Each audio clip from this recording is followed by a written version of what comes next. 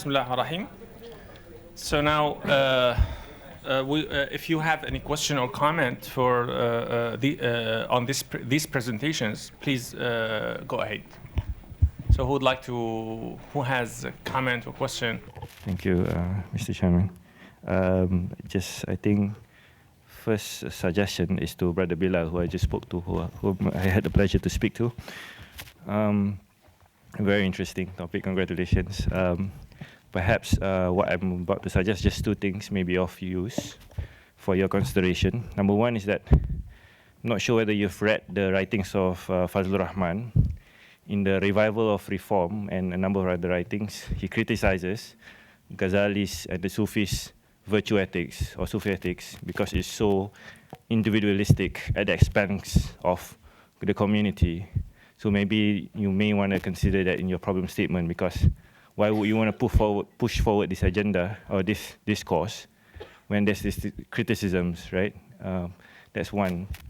Secondly, not sure whether you have read the writings of Professor Syed Muhammad Nakib Al-Atas, but to my knowledge, he's one of the scholars who attempts to restate or re-articulate the Ghazalian virtue ethics in modern discourse.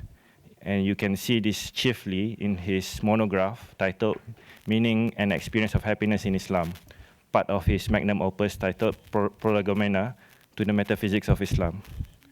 As for our sister who did on justice, Mariam, I'm just curious how to know how did you frame your problem statement, because I didn't quite catch that. I know you said that you're from Egypt and concerns justice, but how did you frame the problem statement such that it justifies your study on this classical conception of justice? That's all. Thank you.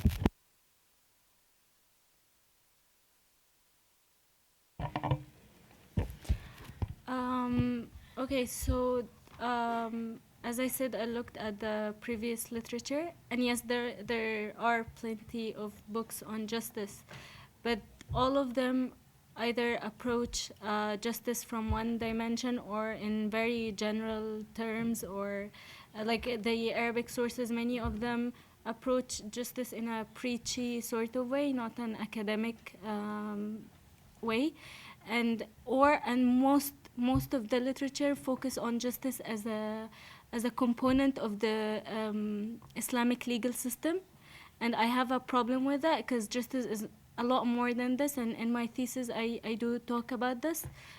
Like even all three scholars, they divide justice into three dimensions: justice with the self, with God, with others. For Miskawayh, for instance, he says he adds another dimension, which is justice towards ancestors. He gets this from Aristotle. So there is much more than the legal dimension, and I wanted to highlight this. And I wanted to do this in a comprehensive way, whereby I talk about how they came to their conclusions, how they understand reason, how they understand revelation, how they understand justice, and how they apply this to a practical case study, which is obedience to rulers, and whether their application is consistent with their understanding of justice and reason and revelation or not. Bilal, would you like to comment on the question? He asked about Fadlur Rahman and yeah. Actually, I did not go through both of their works when I was reviewing the literature. So I will go through their works, and then I'll see if it has more to offer on this. Yeah, but what about the classical criticism of the individuality of the Sufism? I don't think all of that was that general statement could be accepted, because you can find even in the case of in India we had Sufis who were revolting against the Britishers, right? So I think that is a perfect example showing that they had important contributions to make to the community, and it was not necessarily individual or individualistic endeavor. Yeah. Sorry, I just want to add one little thing. Just an example of how justice is much more than the legal dimension. For instance, when, as I said, that Miskawi, we can categorize his theoretical framework as Aristotelian. But interestingly, when he talks about justice towards God, and even though he quotes Aristotle when he talks about worshiping God, he also talks about stations, and there's a Sufi element in the way he talks about worshiping God. And I think if we just focus on justice in general, or just one dimension, or neglect the epistemological framework, we won't be able to recognize the nuances in their ideas. Any other question? Yes, please. Thank you for your presentations. For the first and last presentation, sorry, I forgot your names. Yesterday we talked about the concept of co-muftis and scientists trying to inform and influence religious scholars. I was wondering if you think this term is applicable to you and your research, and how this term or this idea has informed your reflection on positionality, methodology, and so forth and so on.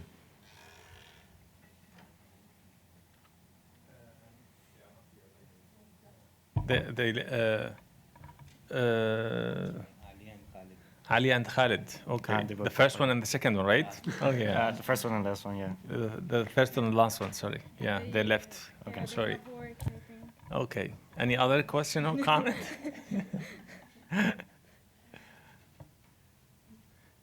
Yes, please.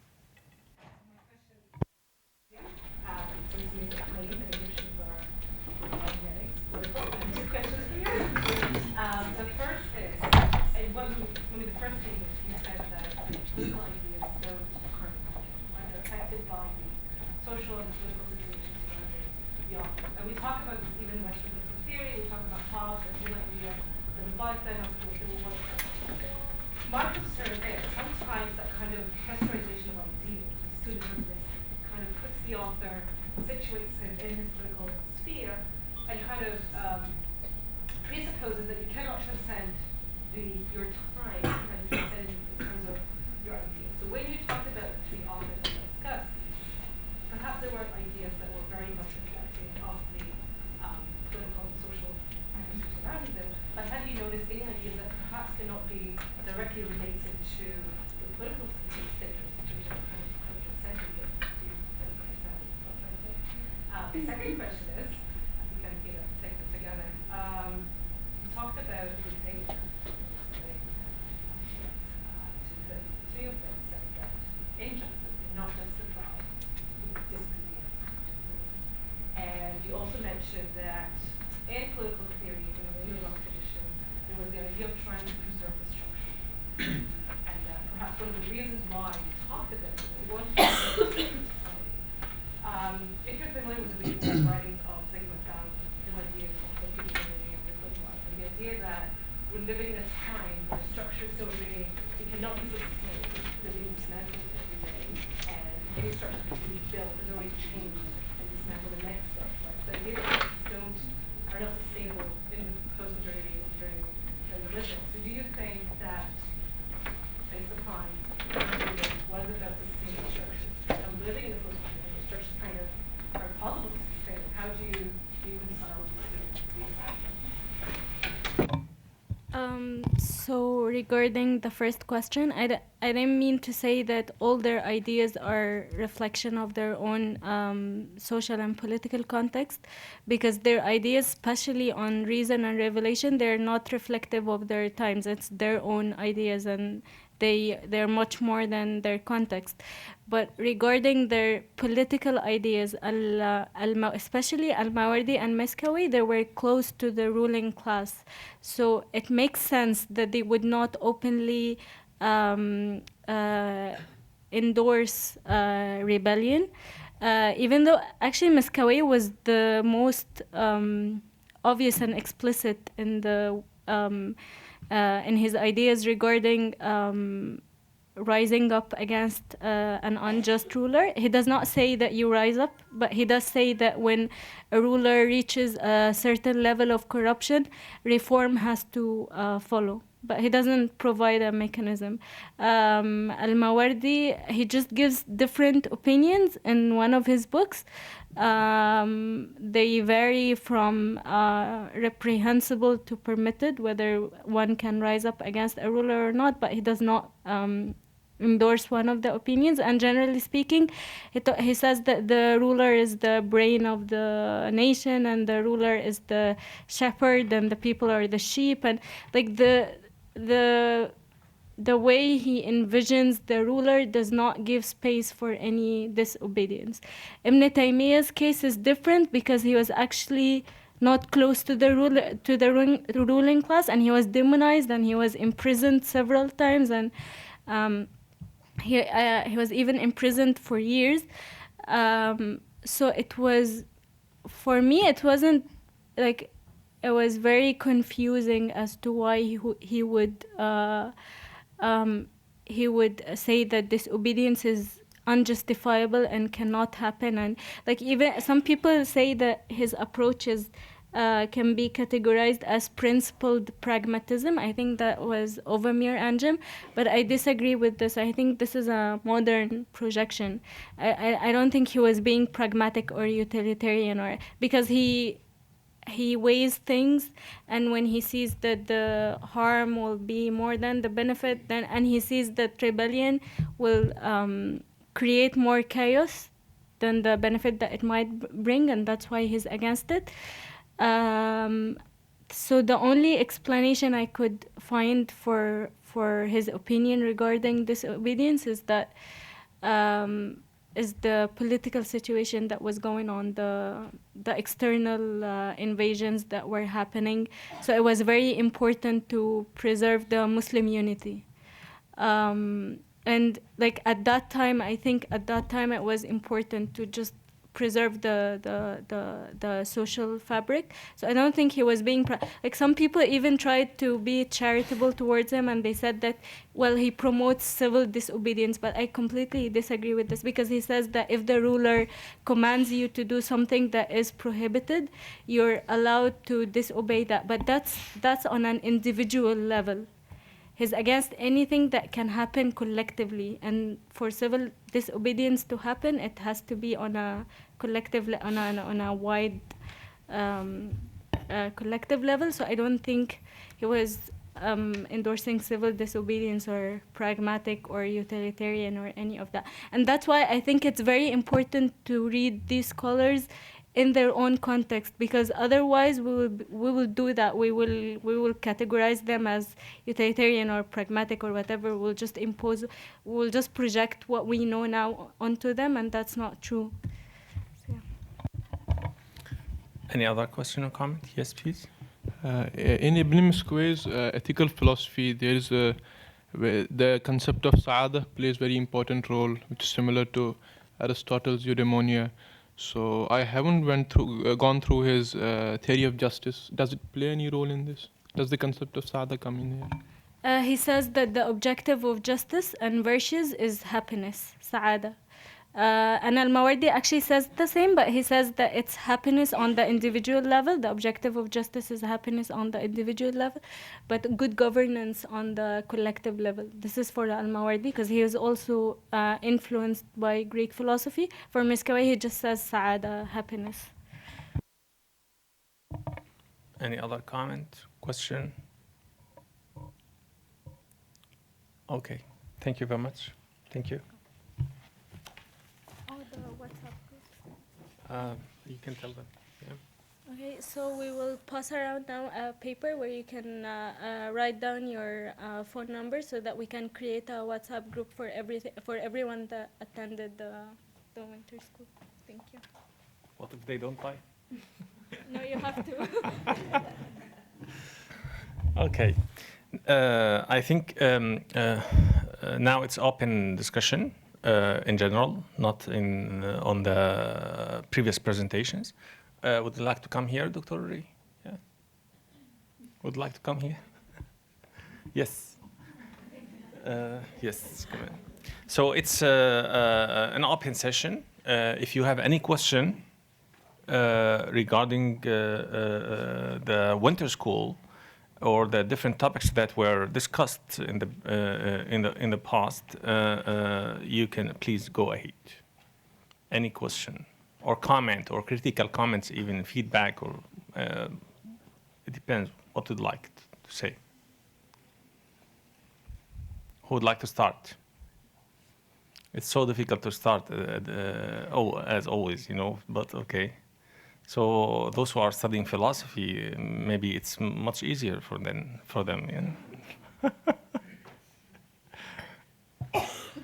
Okay, then I think I should start. Yes, please. Actually, I have a query. I think I wanted to ask, because political philosophy and ethical philosophy are so close to each other.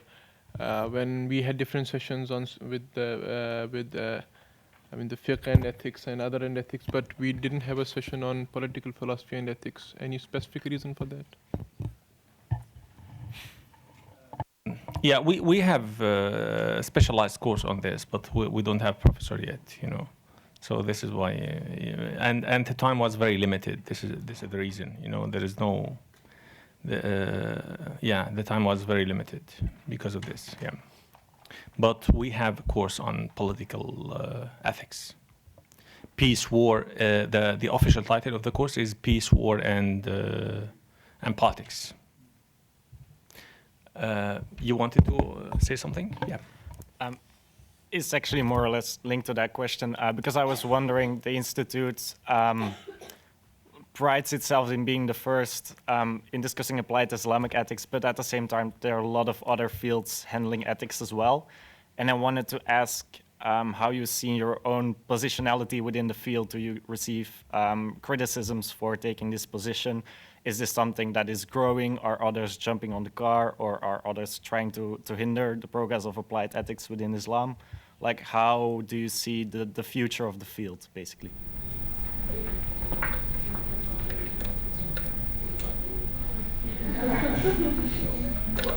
It's too early to tell. We've just begun. And from our perspective, it's a very unique, which means it's the only one of its kind. And so, as far as external critics are concerned, we have none, but it may happen in time. So we just don't know. I mean, it's a good question, but we just don't have answers to it right now. Yeah, I mean, you should ask it in a year's time, perhaps, yeah. So we are working on the field, we are establishing the field itself. So this takes time. Now we have a book series, we have a journal, so we have a program. So we had a concentration, but now it became a program, So this is the first year to have the program, to have applied Islamic ethics as a program. But in the past 2 or 3 years, we had a concentration. It was called concentration as a branch of Islamic studies program. So the concentration was entitled Islamic Thought and Applied Ethics. So we were part of Islamic studies program, but now we are a standalone program. So we just started. So, and you cannot put all the fields in one package, in applied ethics, applied Islamic ethics, because there are some fields there is material and there is literature like by Islamic bioethics now, because they started earlier. And there are new fields like Islamic law and ethics, This is still, it was discussed in the 1980s at the beginning. But still, it's growing, and there is a space to add more. But okay, with the book series and the journal and the program at the same time, we will have. We hope that we will establish a concrete field, and then we can have work on the criticism, and we can have criticism and work on the criticism, and we have this scholarly dialogue. Yeah. Any other question? Yes, Saif. As someone who comes out from a different background or a different discipline, political science, and I have a very strong intention to study applied Islamic ethics, what is your recommendations Is it easy step to jump on this discipline? How can I attach? How can I I believe in the interdisciplinary actions between many disciplines. But for me, as someone whose BA was in political science and SMA and is in political science too, I have some different readings about Islam as my religion and fiqh and so on. But how can I jump on the other discipline? Is it easy step to come by readings, engagement in some occasions like this winter school, which was so hard step for me, but I could do it. We always encourage all the students or professionals from different disciplines to come to us, you know. So because we insist on the interdisciplinarity characteristic of this program.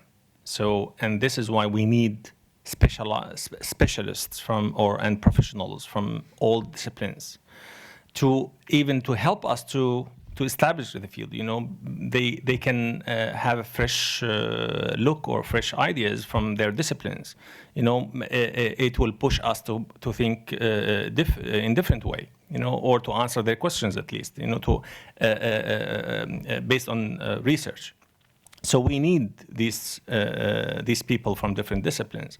As for your case, for example, if you would like, you have different chances. Like, for example, to study regularly the program, to be a student of the program, or at least to participate to some activities like winter school. This might help you to think differently of some questions that you have in your field, you know.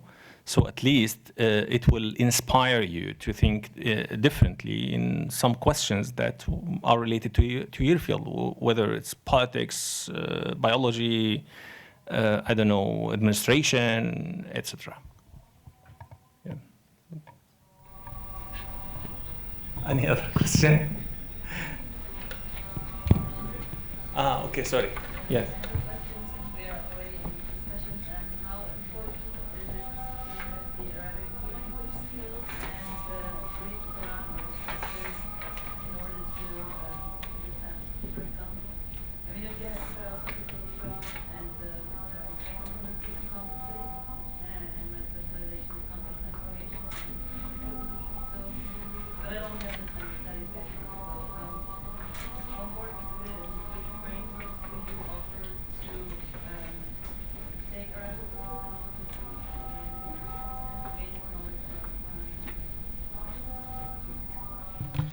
Arabic is not a requirement. It's not an admission requirement, knowing Arabic. And the program is taught in English. So you will not be required to read Arabic sources or to follow courses or classes in Arabic. Okay, so this is clear. On the other hand, it's always good that you know more than one language. So if you know Arabic besides English, it's good. If you know French besides English, it's good. If you know German, whatever, Urdu, Hindi, Dutch. Dutch is important. Of course. Yes. One of the most important academic languages in Islamic studies. This is a fact. So the more languages you know, the better it is. But as requirements, the requirement is English with a specific degree. I don't know how much exactly, like 6 in IELTS or something, 6.5. 6.5. Yeah, 6.5. TOEFL also, there is a specific degree. On the website, you can find all this stuff. But Arabic is not a requirement. Yeah. But we have a Center for Arabic Language now. You know, they're working on this in the college. So they just started last year. So, but I have no idea about the level. You know, they started because while we were teaching, we don't require students to know Arabic, but they are willing to learn Arabic. So they were looking for opportunities to do that. So we recommended for our college to start Arabic courses tailored for students of Islamic studies, so that you come to learn Arabic that will help you read sources in Islamic studies, not how to order coffee and how to ask for the train station and this stuff. Because this is also Arabic and also important, I think. You need to know how to order coffee. But you can save time, this time, learning the technical Arabic that is used in Islamic studies works. This is what our college started this year or last year. So you will have an opportunity to learn more Arabic or to learn Arabic or to advance your Arabic while you are here. This is also a possibility. As my brother from my place asked the thing about political ethics, I'm very much keen to know about the course. I mean, can you just tell me the tentative duration? Are you having the, same like short-term courses for political ethics? Because I guess I want that particular dimension in my PhD thesis, which is focusing on the post-traumatic situation of half widows in Kashmir. So where political ethics and Sufi ethics come in between for the rehabilitation of those victims whose husbands are enforcedly disappeared by the government, or there are other reasons too for the, let's say, at times they need dissolution of marriage and they are not at times being enforcedly disappeared by the government, but by their own will too. So I just need that information. Are there any, what is the time duration? Is it we could opt these two courses, Sufi ethics and political ethics, for a short period of time? Can you just suggest? As I said before, it's as for politics, it's just this winter school is just a start, and we cannot cover all the fields. We have many applied fields and theoretical even fields. So this is just a start, and in the next winter school, inshallah, we will cover other areas, including one of the most important areas is politics. So we hope that we will have this in the next winter school.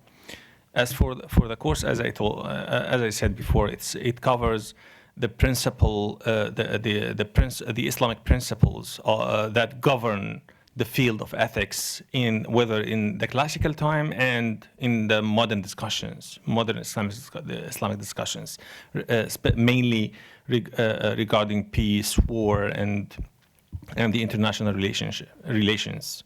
So I don't know if I answered your question. Thank you. Just three things. First of all, I would like to congratulate you and thank you from the bottom of my heart for this experience. I appreciate the flow of the content from abstract to. I didn't realize that I didn't expect I was going to appreciate Professor Jay's lecture on migration and human rights, but the way he presented made me more appreciative on the all these practical ethical questions. So appreciate that. Secondly, suggestions. I was wondering whether, because I've been sharing with some of our colleagues here about the work that I do with my teachers in Malaysia. I organize summer schools in Malaysia too, focusing more on the worldview of Islam. And I was wondering, and I've also been to other summer schools elsewhere, like in Turkey. But what I noticed is that we're not talking to each other. We're working in silo to some extent. We may know each other's names, the scholars' names, but I think sometimes there's some gaps in terms of how different schools of thought present their views, whereas there's a lot more areas of agreement that we can enrich each other intellectually, But otherwise, there's this silo, which is quite unfortunate. So, inshallah, I'll be more than happy to assist in that regard. And finally, just a question. I saw that Dr. Mutas has one slide about defining Islamic ethics, but it appears like it's a working definition. I may be wrong. So has been a clear-cut agreement on how do you define Islamic ethics? Thank you. The term ethics in the contemporary discussions, it's problematic, as I said in my presentation. So, but we can say that there is a general concept that there is an agreement on, but still in some studies it's not clear what they are talking about, especially for the classical perception of the classification of knowledge, because the confusion is coming from the classical concept and the contemporary concept of ethics, as I explained in my lecture.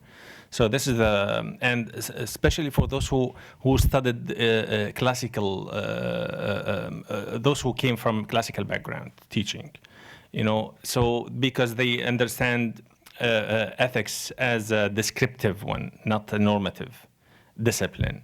And this is number one. Number two is that they are not familiar with the interdisciplinarity of such field. So these are the key two problems with understanding the concept itself. And the third point that I can add here, that the historical development that this term and the field itself witnessed in the last 4 or 5 decades. I remember the most important, for example, the most important contribution to Islamic ethics was in the beginning of 80s in Chicago. There was a panel exactly in 1983, and Fazlur Rahman you mentioned Fazlur Rahman was one of these scholars that were discussing that topic and the area in that panel, and there are a few names. This was published in Chicago, 1983. So, but it doesn't mean that this was the first one, but this was the first panel to discuss deeply, the concept of Islamic ethics, and not the concept, the area or the field, But after that, we had different studies, But now we are still, the ambiguity of the term, sometimes it's a beautiful ambiguity, So because it's because of its interdisciplinarity character, and here in the center, for example, we differentiate. We have our own definition of interdisciplinarity and transdisciplinarity.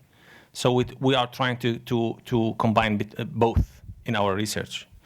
Interdisciplinarity means that to cross the fields of Islamic studies, and transdisciplinarity is go beyond the Islamic studies, with biology, politics, Western moral philosophy, and other. So we are trying to combine the two terms, the two concepts, and this is the characteristic of our program and research.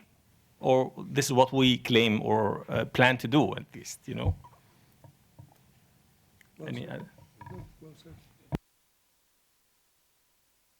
Any other comment or question?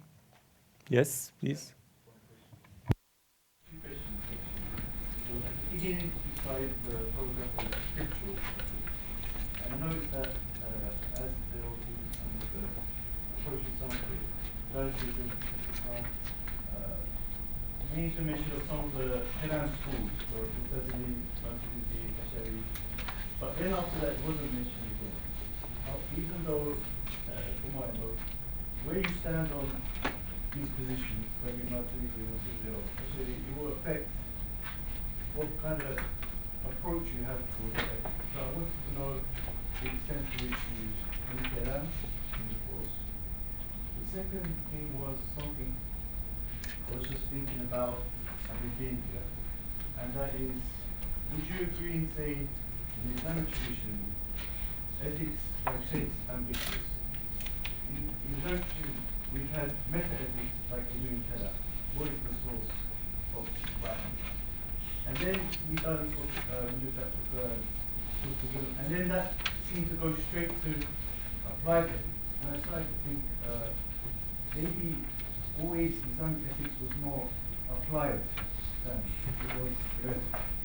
In which case, obviously, having a center for Islamic applied ethics makes a lot of sense. And would you agree with that kind of assessment of the history or the tradition of Islamic ethics? So it being more applied. You don't have like a tradition that's just pure theory, like we did in Greek philosophy. How would you deal with my key question?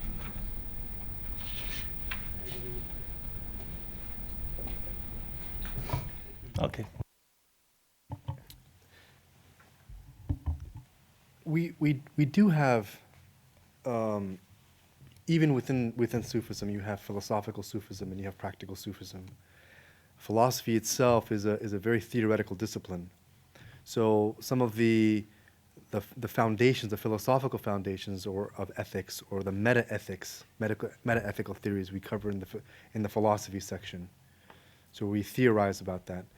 And then so the same can be said about the Sufi aspect, because there's a lot of theoretical discussions that have to happen before we start delving into the practical side of it. So I think it's up to the instructor, up to the course, sort of how you tailor the content of the course to balance the theory and the practice. Now, the issue with the course that I taught wasn't a course on Sufism as such, but to speak about or have an ethics program without having a discussion on Sufism, it would be a major, a lack, because that's a major current, ethical current in Islam. It's a major tradition of ethics in Islam, and how they viewed ethics and how they viewed personal spiritual development. So we can say that there's a bit of a both are balanced, I think. You need the theory to understand the practice. I'm not sure if I answered that question. Others? Yeah. Regarding the practicality of the Islamic ethics, of course, we are trying in the program mainly, we are trying to combine between theoretical and applied.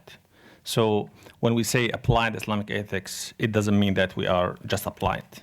Because having applied Islamic ethics without theory, without having theory, it will be so simplistic, There's always theory. I believe that in any applied field, there should be a theoretical part.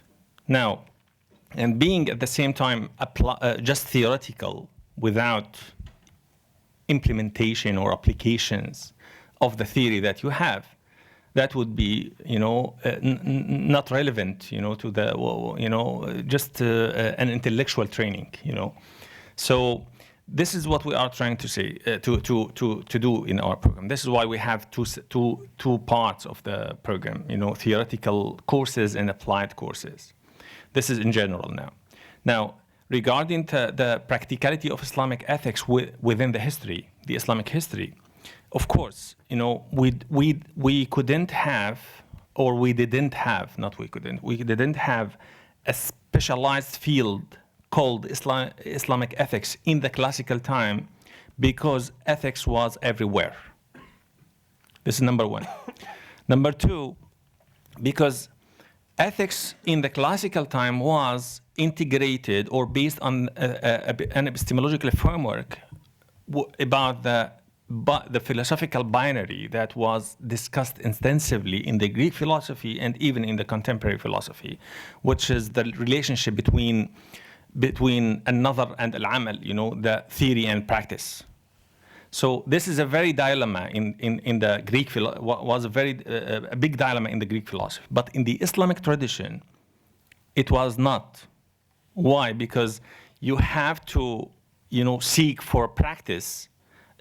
With the theory, you have to seek for the practice. You cannot study something just for studying. النظر من أجل العمل. This was the very essential idea and central idea in the Islamic tradition. And this is why there was an interdisciplinarity even in the classical time. This is not a new approach that we discovered. it was there in the classical literature, in the Islamic classical literature. So it took different ways or different forms. For example, sometimes there's interdisciplinarity with the same scholar who is specialized in different fields, you know, and wrote references or sources in different fields. And sometimes it's between the disciplines themselves. For example, you cannot understand fiqh if you are not trained in legal theory, Islamic legal theory. And you will never find a classical jurist who has no knowledge, enough knowledge and concrete knowledge in usul al-fiqh, in the Islamic legal theory, for example. And there, you cannot understand and practice fiqh without having concrete knowledge within theology in the classical time. In current time, with the modern university you have, and there are, you know, you will find many scholars that they will say that, okay, I am specialized in theology, so I have no idea about fiqh. You know, because of the modern nature of the university and specialization. But in the classical time, this is never happened. This has never happened because the different disciplines of knowledge, Islamic knowledge, were integrated and were interrelated, you know, and this was the case. So now, but we need in contemporary time, we need to establish a new. There is a need, contemporary need, to establish a new field which is called Islamic ethics, you know. But in the classical time, there was no that need, you know. This is a modern need to rethink of the interdisciplinarity and to bridge the gap between the disciplines, and to combine between the theory and practice at the same time, and to combine between the form and the value in all the fields, you know. Regarding okay. So first of all, we don't have the same position as faculty members here, you know. This is number one. Number two, so we are not an ideological center. So we are just trying to do like Islamic institution of the Islamic institution of Islamic thought, for example. So we didn't build the center, or we didn't build the field based on a specific ideology, you know. So we are a scholar, we are a research institute, and we are talking about scholarship. So within scholarship and research institute, we have research questions. We follow research questions and disciplines, not a specific ideology. So we might differ from each other, you know, based on our convictions, you know. But this is something different, you know. I don't, as we showed, I think, in our lectures. So we don't support or defend a specific conviction or a position, you know. So myself, I can talk about myself. You know, we cannot be committed to such school, whether Ash'ari, you know, Mu'tazili, Maturidi, whatever. But we have to deal and understand the epistemological framework of each school and try to benefit from all the schools. To say something about the collaboration with other universities and other institutions. It's one of our key aims and objectives and targets in the coming period, as I mentioned in my introductory speech to this winter school. Our students, we have an exchange program with the University of Oxford. Our students go there. We accept also students from Oxford to spend some time here. We are in the process of memorandum of understanding with Leuven University. And within this framework, we received also, you have seen the Dutch-speaking group, the Belgians and the Dutch, who honored us here, and like all of you. And we have also the international conference in collaboration with the Leuven University. And this is one of our strategies, that we expand the network. We believe that we cannot do everything alone. This is an emerging field in its embryonic phase still. So we need as many brains as possible who can help us in this. So any of you who think that his or her university or institution or research center is interested in the field, can do something with us. We are more than happy to discuss this issue. We have so many activities. We have research seminars, we have international conferences, we have this winter school, summer schools, etc. We can always collaborate on any of these. We have our own research projects that we apply for and get grant and funding for from here in Qatar, from outside Qatar. We can always collaborate. We have projects going on here. We have more than 30 researchers from worldwide who are collaborating with us in the research that we are doing, starting from full professors up to research assistants and associates.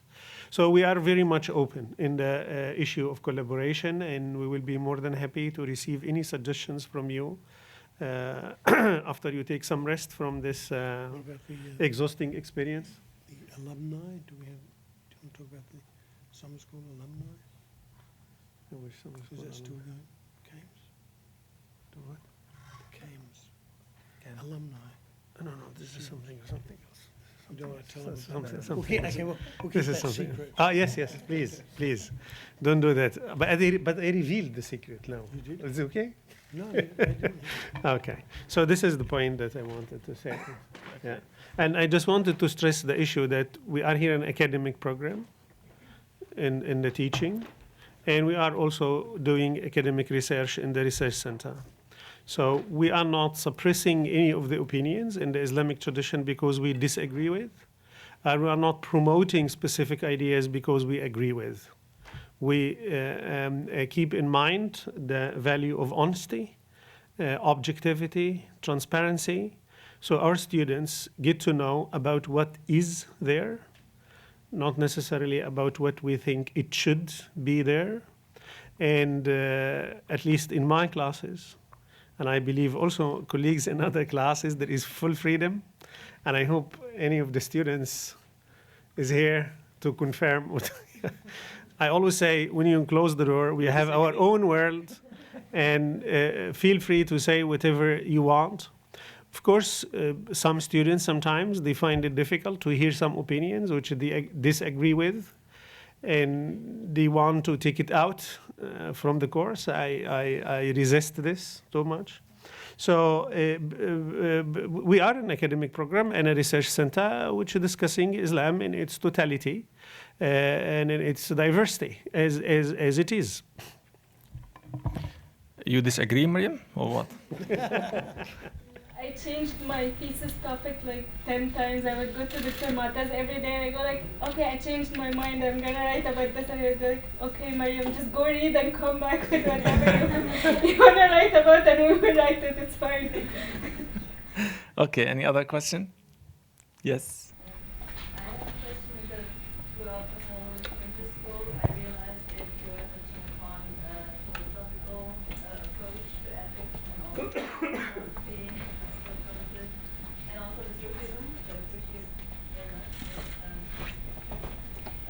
But I was asking myself, like, how do you discuss your institute about Islam? Like, and also the misuse of religious approaches. So they did, I mean, they had some very, like, a lot of values in common, philosophical values, but also the religious and spiritual approach.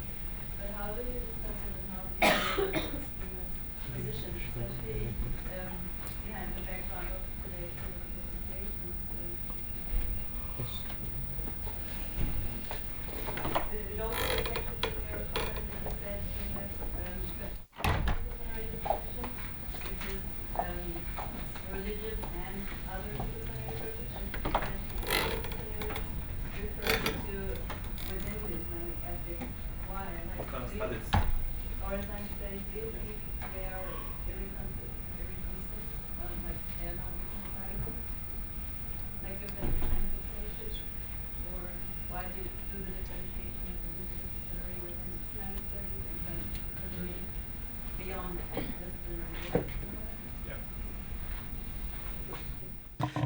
the interdisciplinarity, because we didn't have in history a distinct discipline called Islamic ethics. So if you want to study ethics in the Islamic tradition, you have to engage with the different disciplines. I think I said something about this in the first day.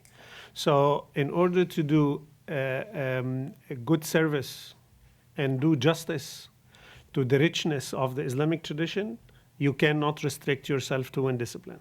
So if you take Sufi ethics only, this is not the Islamic ethics. If you take fiqh ethics only, this is not the Islamic ethics, and so on and so forth. So you have to engage with these disciplines within the Islamic studies. And you have to do what we call deep excavation so that you come up with good research and well-argued positions. Transdisciplinary, that we engage with disciplines outside Islamic studies, it's by necessity. If you want, like bioethics, how come I talk about palliative care, euthanasia, stem cell research? All the technologies that have produced these questions were not produced in the field of Islamic studies. They were not produced in the Muslim world. They are not produced in the Muslim context. You cannot take it for granted that they are in alignment with the Islamic moral world, etc. So you cannot ignore them. You have to have serious engagement with them. We have a number of disciplines which play a very important role in applied ethics. They grow, they are born and grown when Islamic studies were not active. You don't have psychology in the colleges of Sharia. They don't study psychology. They didn't develop psychology. They don't have media. They don't have the biotechnologies. They don't have bioethics, all this stuff. If you want to engage Islamic studies with these new fields, you have to know about these new fields. That's why most of us, you have two legs, one leg here and the other leg there, and you try to combine. This makes it challenging sometimes, but it's a necessity. And we cannot avoid that. Yes? Yes, please. Just myself, are there any efforts from the Institute to conduct transfer of knowledge to society, mosques, institutions? Are there any collaborations with the public sphere? I think I mentioned this also in my first speech, that we work with public outreach is a very important part of our work. So we reach out to academics, to students, etc., but also to the public. Just recently, a couple of weeks ago, we had series here in the mosque, lectures, in which we introduced key works in Islamic civilization. And I gave that lecture about the work of Adab al-Tabib of Ar-Ruhawi, which all the lectures are available on YouTube. Dr. Mu'taz al-Khatib spoke about Miskaway, I think. Yeah. Yes. So we have this reach out. We also give lectures in mosques, in Islamic centers in Europe. I myself go often to the Netherlands and I lecture in the mosques in Dutch and in Arabic sometimes. So we are quite active. Here in Qatar, we have almost on a monthly basis public lecture open for everybody. So it's not always closed like it is now. Maybe I have to specific my question. Yeah. I know that you are having lessons and I watch them sometimes on YouTube. My question is more about collaboration between Aimma, Shuyukh, I'm just thinking from my background in Germany, the project I'm working with, we have problems that the Aimma in the Masajid and the Shuyukh, they see the institute as I won't say enemy, but someone who is in competition with the mosque. It's all about, I think it's about power, the power of knowledge, and who is defining knowledge. And for that reason, we really seek to make a stronger connection to the mosques, to the Islamic institutions, to the Jamiah, wherever we are here. And because of this, I'm asking, are there more efforts than public lessons? I think Germany has a special case, regarding this because it's a political situation. I know about this because I spent some time in Germany. So you're talking about Islamic theology institutions. So it's a political game anyway, from both sides, but we are in contact with the public in general, but we don't have collaboration with, and it's not our plan to have collaboration with mosques, because unless it will become da'wah. When we don't have da'wah, we do research and we are involved in scholarship. But it doesn't mean that we ignore it all. Even our international conference, usually it's streaming, so online streaming. So it's available and accessible for everybody. I want to say to stress an important point that the program is accessible or open for all the students from different backgrounds. Any student has a bachelor with specific conditions is welcome to apply to the program. You don't need to have an Islamic studies background. Whether it doesn't matter from which background you are coming, and we encourage even different specializations in different backgrounds to apply to the program. So it's not just restricted to those who studied Islamic studies. No, this is against of the interdisciplinarity of the program itself. Regarding the extremism, this is discussed in the course on political ethics. And myself, I dedicated a distinct book to discuss this issue. It's published two years ago, mainly about ISIS and their understanding of interpretation and practices, and within the Islamic tradition and within the contemporary context. And I offered an ethical framework to understand the tradition and the modern interpretation of Islam. This is what I have. Any other question? Comment? Yes, please. I'm interested in the Dr. Rabi started in Al-Azhar, Islamic studies, and culminated in biomedical ethics. If you can perhaps shed some light, how did you end up being here rather than basically remain solely focused on Islamic studies, ethics, how did you branch, how did you decide to take or bring this applied element? And the question all is business nowadays for walks of life. And I'm wondering if business ethics is on the drawing board for you. Yes. There's a course on business ethics, but we still have no professor. It's our plan for the next semester. We have so many plans. Yes. It's early days. About my journey, there is not so much to tell. It's a very traditional one and normal. I studied at Al-Azhar. When I graduated, I got scholarship to go to the Netherlands to do my master degree. I did my master degree, PhD, then I taught at the university. And I did my PhD on Islam and disability, and I wrote a book about that. While I was writing the book, there was a chapter called Medical Treatment for People with Disabilities.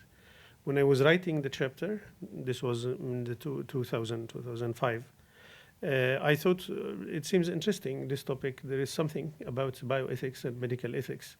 I will keep it for later. I cannot do it now in the PhD. I'll do it later. When I finished, I started working on that. And then I got a grant from the NVO. It's the funding institution agency for research in the Netherlands on Islamic bioethics. Then I was invited to give lectures because I got this grant. And people here in Qatar listened to me when I was giving these lectures. They said, we are interested in establishing research units about Islamic bioethics in a to-be-established research center. What do you think? I said, let's talk about it. We talked about it, and then I ended up here. So, but my main interest from the very beginning, which I was influenced by my teachers at Al-Azhar before the university, at the preparatory and secondary school, that knowledge must be applied. You have to do something that benefits the people on the ground. This is what I learned from them, and it remained with me. So all the time I'm looking for what would this mean for the people. So all the time I'm interested doing that. I remember the first paper I did at Leiden University was about aged people. And then I did about the disabled. And then I did about the sick and the dying people. So after this is only the hereafter. So yes. Any other question? Yes, please. Yeah. So just asking out of curiosity, because from what I've seen on the website, there's said to be much bachelor courses. So is there any plans, or is CILE looking forward to opening bachelor courses? And if yes, like how's the plan going? How long? Thank you.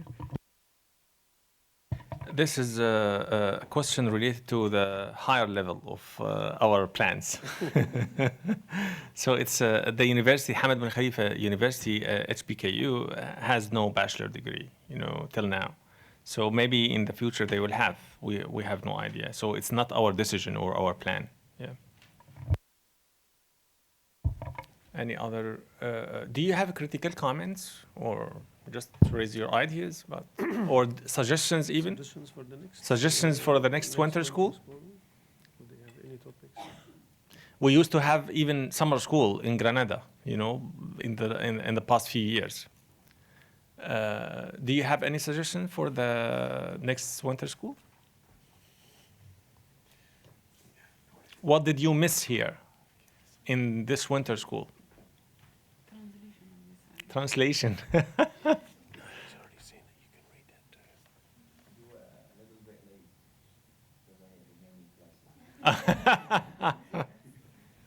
So we were planning to do it 5 a.m. Well, I'm not sure if it was everyone, but I received the reading materials maybe 2 days in advance. Okay. Oh, okay. So next time, inshallah, we will send it early, much earlier. Yeah, this was by, I don't know, but okay, this was our mistake maybe.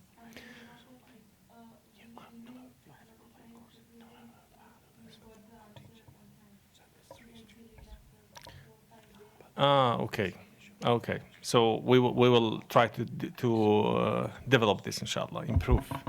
And do we get attendance of certificate for this? Yes, you will get a certificate, inshallah. Brilliant. Yeah. Thank you. I'm sorry. Yes. I believe it was a very well-rounded program insofar as it touched on ethics in different spheres. But I think it would have been great to maybe also have the opportunity to go more in-depth in certain areas. Specifically, for example, biomedical ethics, but that's because that's my interest. So I know I've flown a really long way to get a much deeper understanding of a particular topic, and I know that I would have loved to have that opportunity. So I think maybe in future, if for example, the intensives were dedicated purely to one particular, ethics in a domain, like biomedical ethics, migration ethics, so on and so forth, you can easily spend 3 or 4 days covering, and probably even longer. Just to give us the foundation from my part of the world, my neck of the world, it still hasn't reached us yet. So we have what's published, but we don't have dedicated instructors to take us through that material. So apart from self-directed learning, it's quite difficult to access it. The main objective of this winter school was to give you and I a general idea about our program, you know. But in the past, we used to organize a summer school, Granada summer school, based on themes, not even disciplines, you know. Like for example, talking about maslaha in different disciplines, the concept of interest, you know, in different disciplines. So we even went so far what we are looking for, you know, the themes, not disciplines. Yes. Yeah. So, okay, thank you for this comment, yeah. I think the program was very well, but one thing that I missed, female doctors, or I needed at least one female doctor that I can ask how is it to teach here, how the program is for her, but for the rest the program was very well. There is no question. There is no question. Unfortunately, we don't have female professors in our program yet, and this can be good news for at least some of you, the people you know, that priority will be given to if we have a good female candidates for.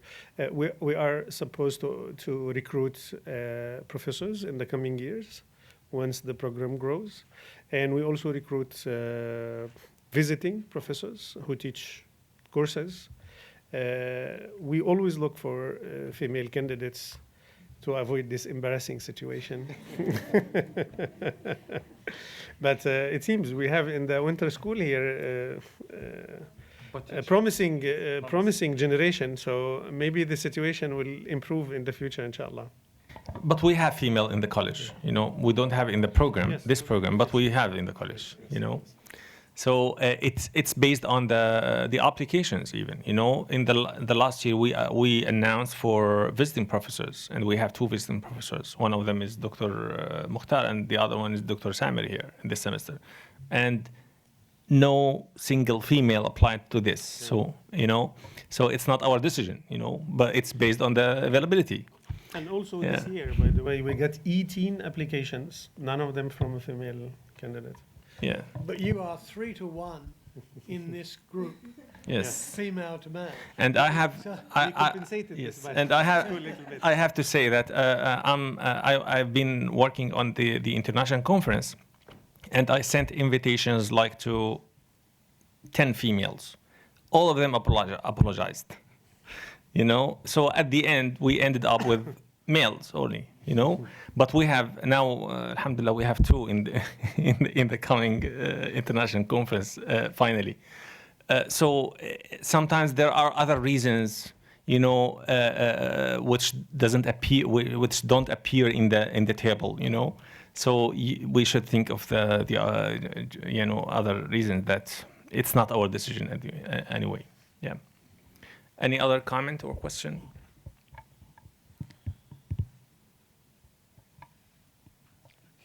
Okay. Yes. Maybe to elaborate on an earlier point, I think the added value of a winter school and coming here to Doha was meeting the group and all the different disciplines. And also on the topic of interdisciplinarity, I maybe felt that some discussions were cut short just by the time we have. And so other winter schools or other conferences I have attended have tried to solve this problem by giving some kind of assignment or a way to like contribute to the winter school, to the conference as a participant. I think that might be a very interesting approach to this winter school as well.